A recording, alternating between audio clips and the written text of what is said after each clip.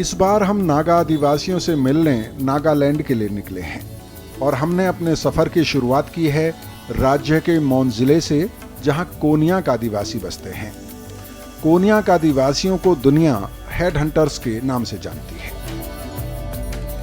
असम के जोरहाट से नागालैंड के मौन जिले तक करीब 150 किलोमीटर की दूरी है और इस दूरी को तय करने में लगभग 6 घंटे लगने चाहिए। लेकिन सड़क की हालत इतनी खराब है कि हमारी 2 में से एक गाड़ी का शॉकर मौन जिले की सीमा तक पहुंचने से पहले ही दम तोड़ गया और हमारी पूरी टीम जरूरी सामान के साथ एक ही गाड़ी में लद गई। नागालैंड के कोन्याक आदिवासियों की जमीन मौन जिले की सीमा में घुसते घुसते रात घिर आई थी। हमें मौन पहुंचने में 9 घंटे से ज्यादा लग गए।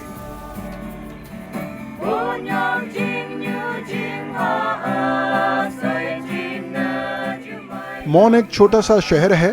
पूरा शहर एक पहाड़ी की चोटी पर बसा है।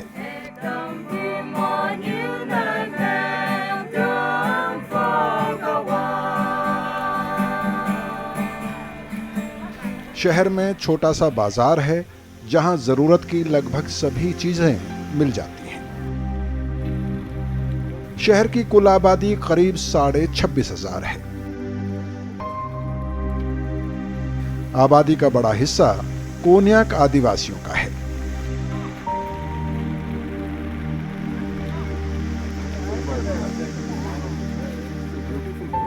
लेकिन देश के दूसरे राज्यों के लोग भी यहां रोजी रोटी कमा रहे हैं।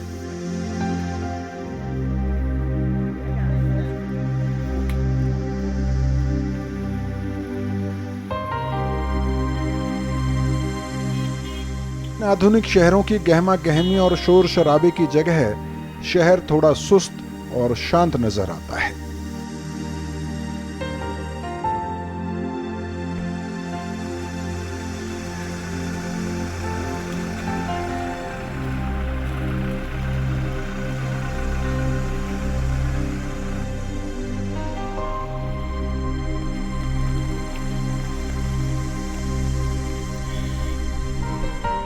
मौन शहर से निकलकर हम चल पड़ते हैं शेंगा चिंगयू गांव। यह गांव मौन शहर से करीब 35 किलोमीटर दूर है और म्यांमार की सीमा के करीब है। इस गांव को जाने वाली सड़क को बनाने और रखरखाव की जिम्मेदारी सीमा सड़क संगठन की है। सड़क बेहद खराब है और बारिश ने गाड़ी की गति को और कम कर दिया।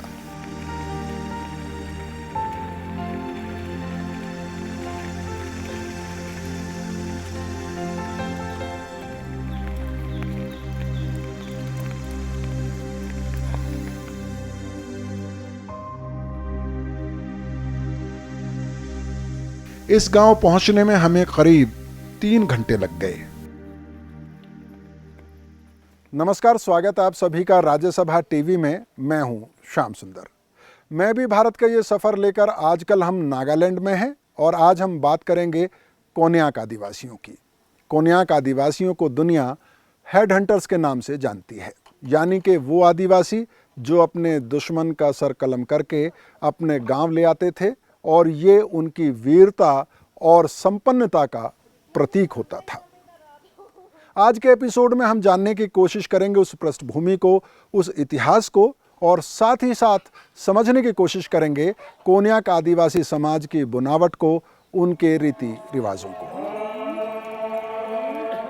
मौन जिले का ये घर देखने में किसी भी नागा आदिवासियों के घरों जैसा ही है।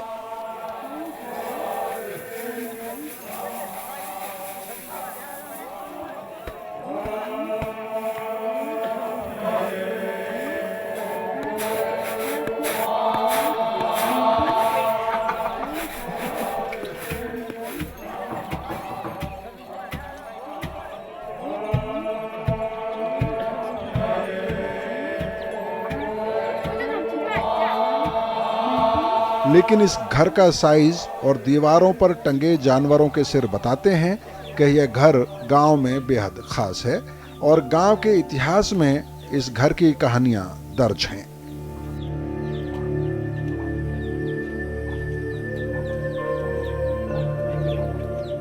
इस घर में रहने वाले परिवार का इस गांव की सामाजिक, प्रशासनिक और न्याय व्यवस्था पर कई पीढ़ियों से प्रभाव रहा है।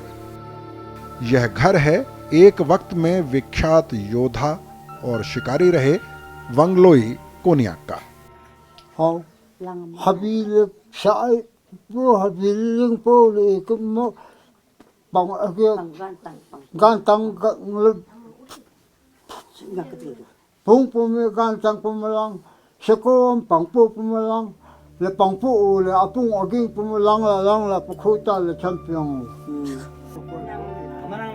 वांगलोई के चेहरे पर की गई गुदाई या टैटू देखकर समझा जा सकता है कि कोन्याक आदिवासी समाज में वो गांव के सबसे प्रतिष्ठित लोगों में से एक हैं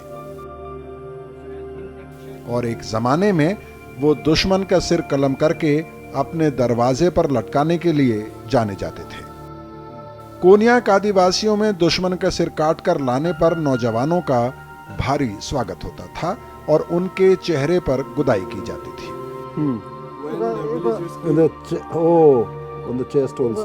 वांगलोई कोन्याक के न सिर्फ चेहरे पर बल्कि उनकी छाती पर भी टैटू है, जो उन्हें हेड हंटर्स में भी बेहद खास बनाता है। यानी वो एक खास काबिलियत के योद्धा और शिकारी रहे हैं।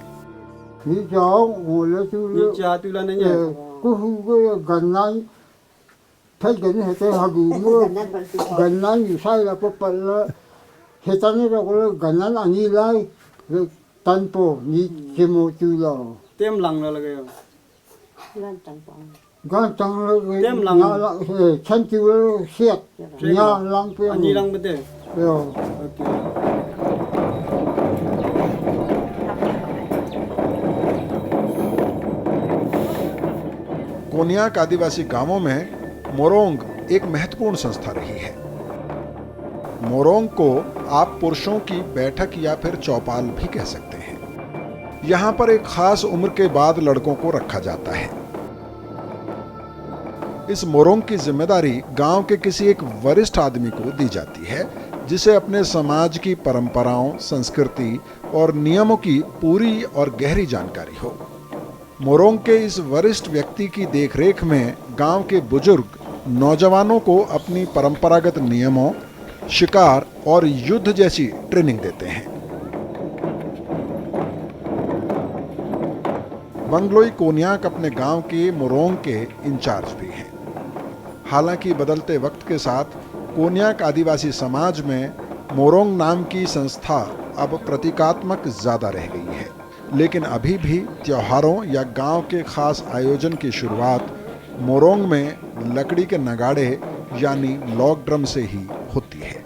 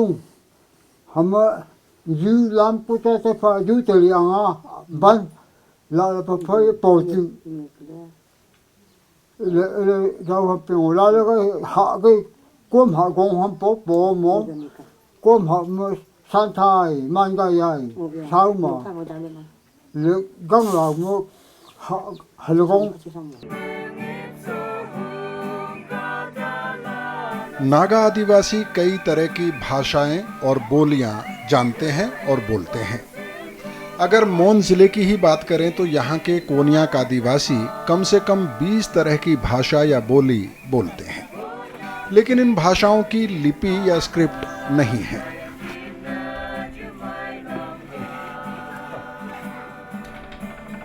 सो इस समाज की मान्यताओं, परंपराओं, कायदे कानूनों की सटीक जानकारी कहीं दर्ज नहीं है। समाज का इतिहास एक पीढ़ी से दूसरी पीढ़ी तक किस्से कहानियों और मौखिक ट्रेनिंग से ही पहुंचा है। इसी तरह इंसानों के सिर काटने की परंपरा को लेकर भी कई तरह की मान्यताएं हैं। एक मान्यता यह है कि अपने गांव को दुश्मनों से बचाने के लिए ये आदिवासी अपने दुश्मन का सिर काट लेते थे। लेकिन इसके अलावा एक और मान्यता है जिसको सबसे ज्यादा माना जाता है। उस मान्यता के अनुसार इंसान के सिर में ये आदिवासी जादुई शक्ति मानते थे और इन आदिवासियों का मानना था कि अगर इंसान का सिर काटकर अपने गांव में लाया जाए तो गांव को बुराइयों से बचाया जा सकता था। बहरहाल उपलब्ध जानकारियों के हिसाब से 1970 के बाद हेड हंटिंग की कोई घटना नहीं हुई है और शायद ये परंपरा अब पूरी तरह से बंद हो चुकी है।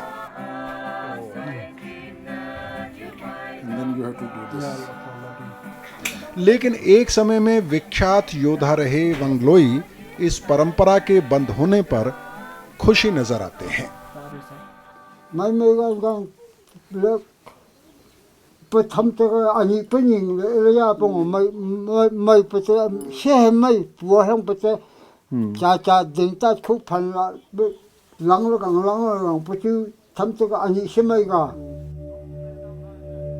कोन्याक आदिवासी समुदाय में टैटू या गुदाई संस्कृति का अहम हिस्सा रहा है। बेशक हेड हंटर्स यानी के गांव के वो पुरुष जो अपने दुश्मन का सिर काट लाते थे, उनके चेहरे पर गुदाई उनकी बहादुरी की निशानी मानी जाती थी। लेकिन कोन्याक महिलाओं में भी गुदाई कराई जाती थी। महिलाएं आमतौर पर टांगों और हाथों पर गुदाई कराती। गुदाई की कला को एक खास प्रतिष्ठा हासिल थी और इस कला पर महिलाओं का एकाधिकार था। लेकिन बदले जमाने में ये कला लुप्त होने के कगार पर है। नुनफे इस कला में माहिर रही शायद आखिरी महिला हैं।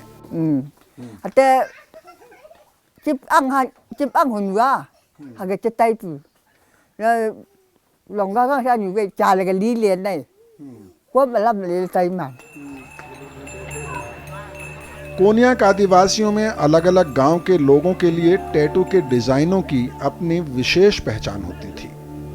किसी व्यक्ति के टैटू से उस व्यक्ति के गांव का पता लगाया जा सकता है। नुनफे बताती हैं कि टैटू बनाने के लिए जानवरों के सींग का इस्तेमाल होता था और स्याही के लिए एक खास पेड़ की लकड़ी का इस्तेमाल होता था। इस पूरी प्रक्रिया में लोगों को काफी दर्द भी सहना पड़ता।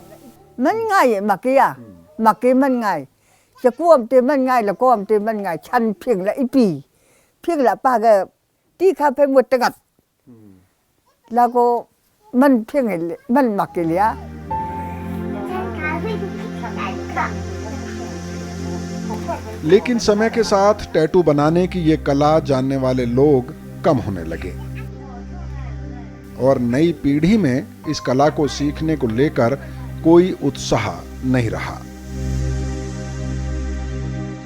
नुनफे की आंखें अब कमजोर हो चुकी हैं और हाथ कांपते हैं। आखिरी बार उन्होंने टैटू की दम तोड़ती कला पर किताब लिख रही एक लड़की के हाथ पर टैटू बनाया था। शायद ये साल भर पहले की बात है।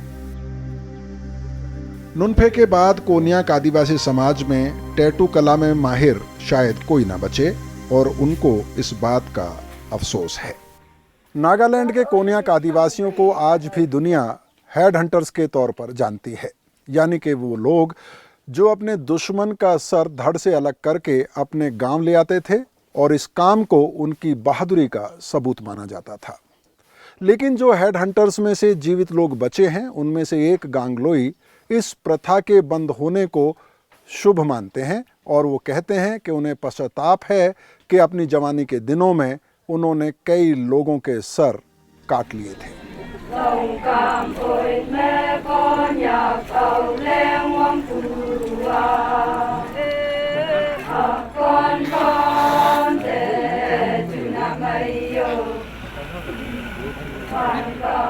अगले दिन हम मौन जिले के सबसे बड़े गांव लोंगवा पहुंचते हैं।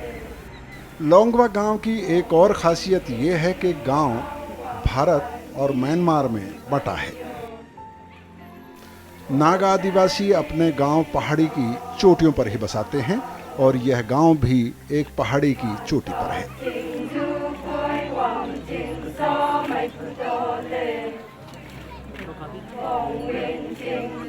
लेकिन सबसे ऊंची चोटी पर गांव के अंग का घर है। अंग यानी के कोन्याक आदिवासी गांव का राजा।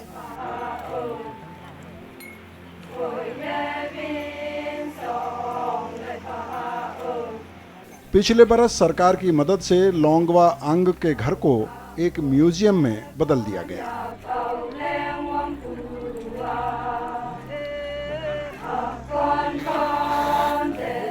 इसमें सरकार ने आर्थिक मदद दी है।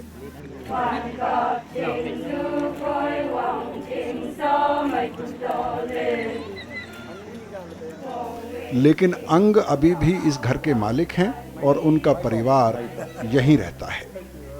कोन्याक आदिवासी समाज में अंग का स्थान सबसे ऊंचा है और यह पद वंशानुगत होता है।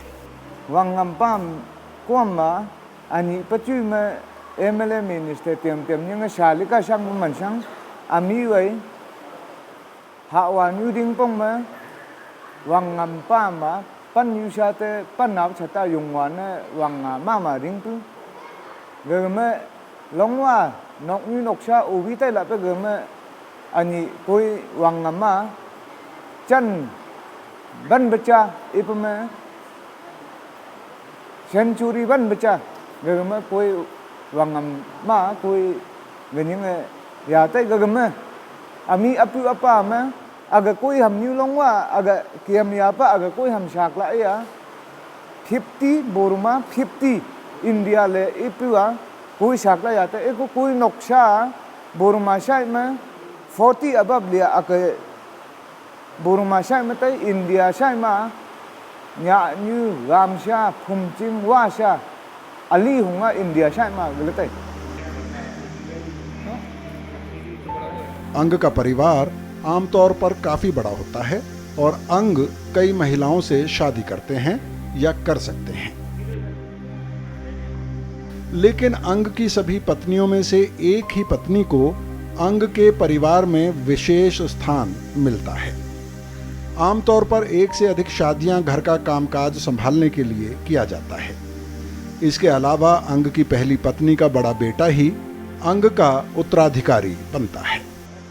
Sekolah belan ma wangamam tua limit mente tuang cerita aku limit belah hati ini na acape wangsha new jahung gak lah ya ni gak new chăm cuti kuang ai hak makan ai laku wangam ho wangsha ni ding aja tamaya gak new ho tera tonga ho nap chat me tam kho sui songap chat me ma mung phong pu như am lại Latu achi gaga gabi man la pu gabi la ko epa ga limit jo mante achi achela pu wangsha nyue halam li lime wangsha nyue sekunga nga pu tu wangam hapu la ning achi cham ne wangsha hadan la ai ge eko wangam chata limit mante।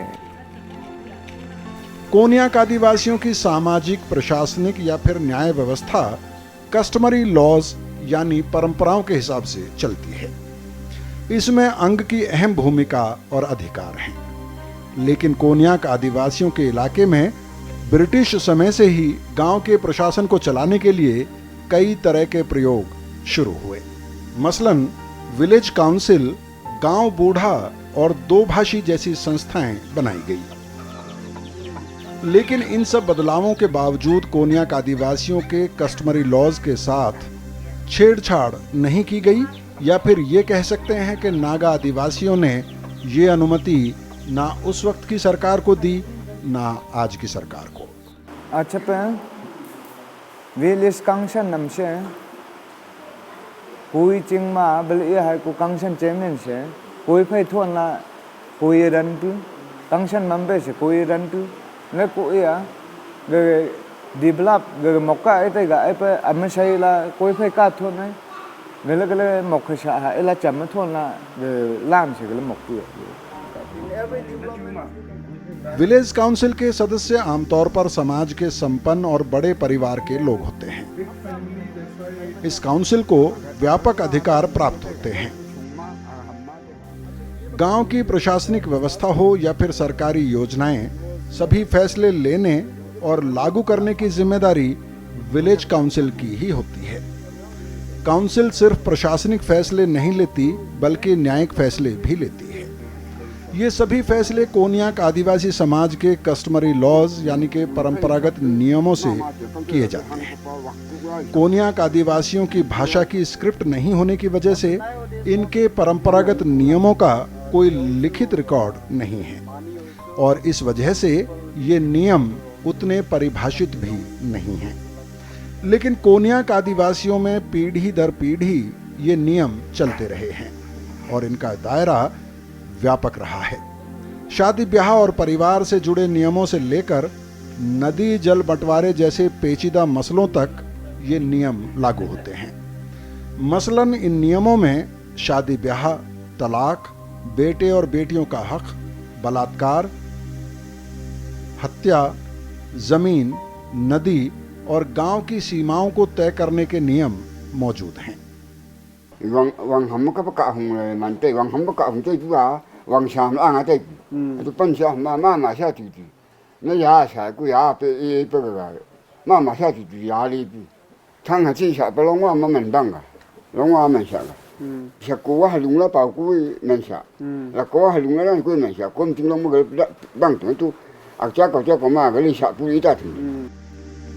आधुनिक समय में कोन्याक आदिवासी समुदाय की सामाजिक, प्रशासनिक और न्याय व्यवस्था में कई दोष पाए जा सकते हैं, लेकिन इस व्यवस्था में लोगों की व्यापक हिस्सेदारी होती है। इस व्यवस्था में न्याय सस्ता और सुलभ है। कई मामलों में यह समाज आधुनिक या मुख्य धारा कहे जाने वाली व्यवस्था से आगे नजर आता है। कोन्याक आदिवासियों की सामाजिक व्यवस्था में कुछ विरोधाभास जरूर नजर आते हैं। मसलन यहाँ पर महिलाओं को बहुत सम्मान दिया जाता है, उसमें किसी तरह की गैर बराबरी नज़र नहीं आती है। लेकिन जहाँ तक फैसला लेने वाली संस्थाओं का सवाल है, उसमें महिलाओं को प्रतिनिधित्व देने में आज भी झिझक नज़र आती है। और ऐसा भी नहीं है कि सदियों से चली आ रही परंपराएं और रूढ़िगत कायदे कानूनों में किसी तरह का बदलाव नहीं आया है। लेकिन मोटे तौर पर नागा आदिवासियों का कोन्याक आदिवासी समुदाय अपनी इस व्यवस्था से खुश नज़र आता है और सक्षमता के साथ ये व्यवस्था काम करती हुई भी नज़र आती है। नागालैंड के मोन जिले के पहाड़ हरे भरे जंगलों से ढके हैं, लेकिन इन्हीं जंगलों के बीच पहाड़ों की ढलानों पर कोन्याक आदिवासियों के खेत नजर आते हैं। हर खेत में एक झोपड़ी भी बनाई जाती है। दरअसल कोन्याक आदिवासियों के खेत आमतौर पर गांव से काफी दूर होते हैं।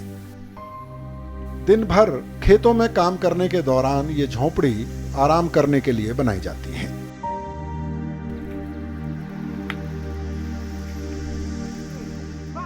इस झोपड़ी में खाना बनाने का भी छोटा मोटा इंतजाम होता है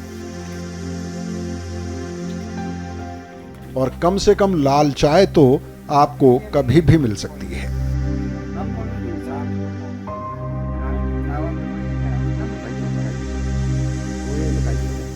ये आदिवासी आज भी जूम खेती करते हैं। खेती की इस परंपरा में ये आदिवासी जंगल के एक हिस्से को साफ करते हैं और उसे खेती के लिए तैयार करते हैं। कोन्याक आदिवासी पहाड़ों की ढलानों पर बनाए खेतों में बारिश के पानी का बहाव कम करने के लिए बांस से क्यारी बनाते हैं। इससे मिट्टी का कटाव भी रोका जाता है। इन खेतों में मिली जुली फसलें बोई जाती हैं। किसी तरह के खाद या कीटनाशक का इस्तेमाल यहाँ नहीं होता। आमतौर पर खेती परिवार की जरूरत को पूरा करने भर के लिए की जाती है। कोन्याक आदिवासियों की रोजी रोटी अभी भी खेती किसानी से ही चलती है। आज भी यह समुदाय शिफ्टिंग कल्टीवेशन या जूम खेती करता है। यानी कि जंगल के एक हिस्से को साफ करके वहाँ पर उसको जलाकर खेती के लिए तैयार किया जाता है। कुछ बरस तक उस पर खेती की जाती है, उसके बाद फिर दूसरे हिस्से को साफ किया जाता है और इस हिस्से को छोड़ दिया जाता है और वहाँ पर खेती की जाती है। कोन्या का आदिवासी समुदाय और ज़मीन का बहुत अटूट और मजबूत रिश्ता है। नागा आदिवासी समाज का इतिहास बताता है कि इन आदिवासियों की पहचान और अस्तित्व जमीन के साथ गहरा जुड़ा हुआ है।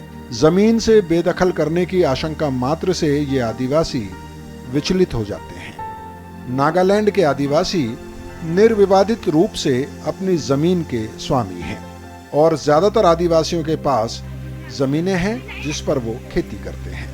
ये आदिवासी ना सिर्फ बाहरी लोगों और सरकार को अपनी जमीन पर अधिकार नहीं देते, बल्कि कोन्या का आदिवासी एक गांव की जमीन दूसरे गांव के लोगों को खेती तक के लिए नहीं देना चाहते हैं। अरे का phâu का में chiang में ang mong nga yung ching chaku ai long xian ne nya nyu ka ham ai kem ngai ma hoàn thành menang ha ka nam me aku long xian pong ma long xian de ka de yu la yang lam ma chaku nya nyu phai la ba du cha ka wam sam phai san de la nam ma ka tai ba do la ka ham ye lam mei nga nang phai kui phai mei nga ka kai là li le tha ka ui de dang go mèo ma li tha cậu hà bữa cạ phâu cậu mỹ đế 50,000 sang chẳng không hiểu mà mà chính được thằng cậu đây mà chính bùng mai à ấy à cái gì thằng mẹ su lại vậy à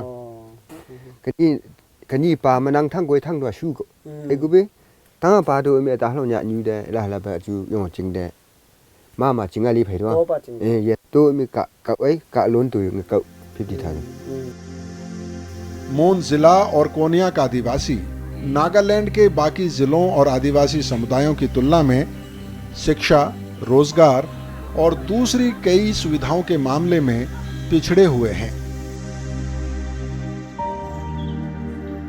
लेकिन इसके बावजूद अपनी जमीन, जंगल और बाकी संसाधनों पर पूर्ण नियंत्रण की वजह से इस समुदाय को जीने का एक न्यूनतम स्तर हासिल है।